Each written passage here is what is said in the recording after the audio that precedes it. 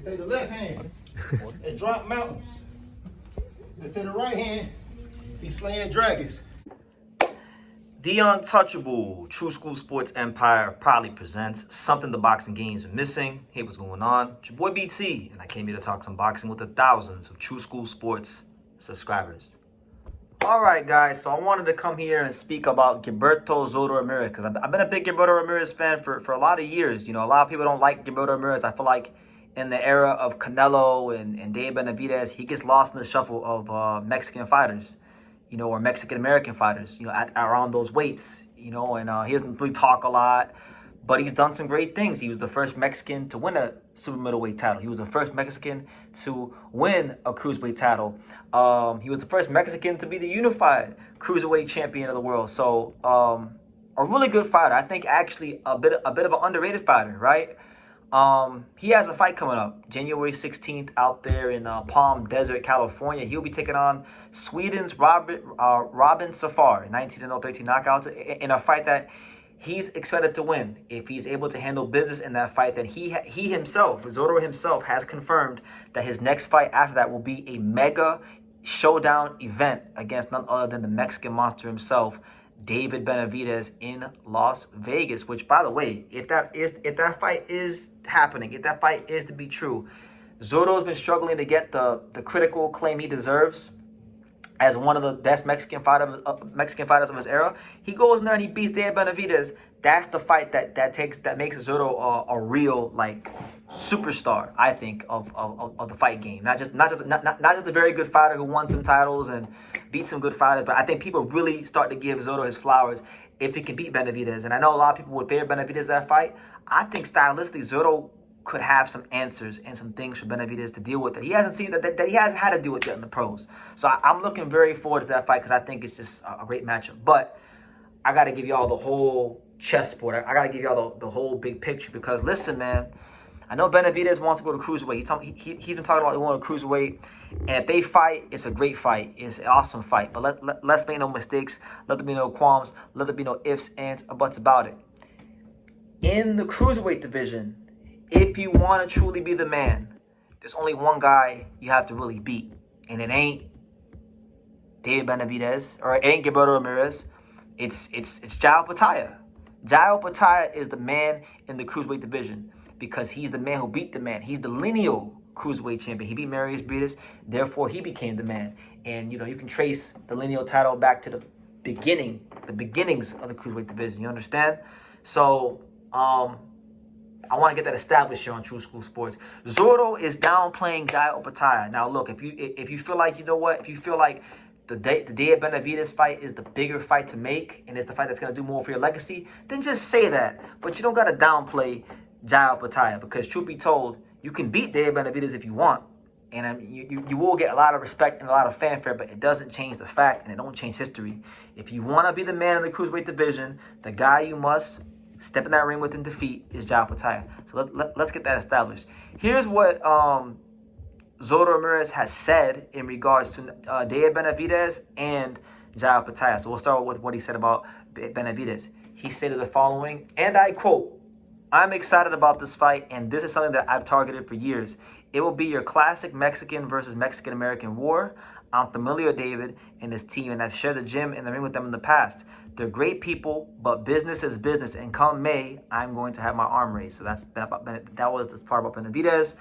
They have history, guys. For those that don't know, they did some sparring back in the day. You know, they know each other from sparring. So there's gym experience, there's memories that they've fostered in the gym amongst each other. So that's what he's referring to. But anyway, here's what he said about Opetaia. He stated the following, and I quote, "I'm after the biggest fights possible, and I want to make sure that I'm fighting the best. To be honest, I don't even know who Opetaia. I didn't even know who Opetaia was until recently. Someone told me some things that he said. I think he might have rocks for brains. The guy hasn't impressed me at all. He's fought a bunch of cannon fighters to get to where he is. All these outbursts and spreading lies, saying he called my phone, reminds me of all of my ex-girlfriends." So there you go. Strong words from Zotto Ramirez, who normally doesn't have strong words for people. So, look, Opetaia, I've documented it here on this channel. he hasn't been getting the investment in his career from the powers that be. Even Turki Al-Sheikh and the powers that be, they only gave him a $1 million budget for one of his recent fights. He was trying to get Chris Smith in the ring. They couldn't do it, right? Let's be real. A lot of these guys don't want to fight Jai. And because of that, he's been fighting he's fighting guys that really aren't on his level. Guys like, not coming up, Sin Cara, Jordan Thompson. These fighters are not on that level. And so I want to see Opetaia in these big fights. And my thing is this, am I going to sit here and am I going to, talk down about a Benavidez-Zotto fight? No, I think Benavidez-Zotto is a great fight. It's great for the fight game in the States and the Mexican and Chicano boxing community and all that good stuff.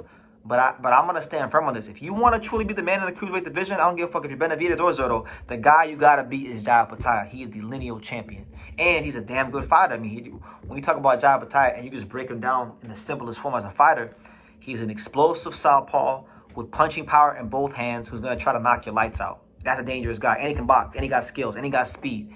He really, truly is a very hard guy to deal with. And these fighters know that when you fight a guy like Jai Opetaia, you are signing up for a real fight. It ain't gonna be fun and games. I'm gonna be your friend. He wants to punch a hole through you, and he wants to let the world know that the big Samoan kid is here to shake shit up in the fight game. You understand? So I don't know. I thought it was corny from Zotto to downplay Opetaia, because Opetaia is the man to beat in the division, or one of the men to beat in the division, but really technically the lineal champion, so he is the man to beat in the division.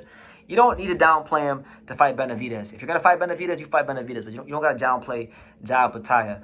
Opetaia is just frustrated because he wants to get these big fights, and they're not coming his way because, like I said, he's not getting that investment in his career. Fighters don't want to fight him because it's a tough night at the office for everyone. And let's call a spade a spade. A lot of these fighters don't want to fight him. Richard Riakporhe didn't want to fight him. Chris Smith didn't want to fight him, even though I like Chris Smith, and I think Chris Smith, has fought really good fighters.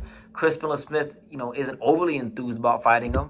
A lot of guys in the cruiserweight division don't want to fight Jai Opetaia, and I feel like he's being stalled out of his greatness.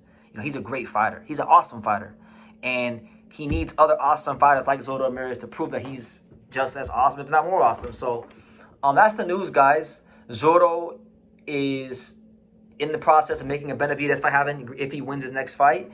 And he's downplaying Jai Opetaia. So what do you guys think? Who do you guys think is in the wrong here? Because Opetaia has said that, these guys don't want to fight him.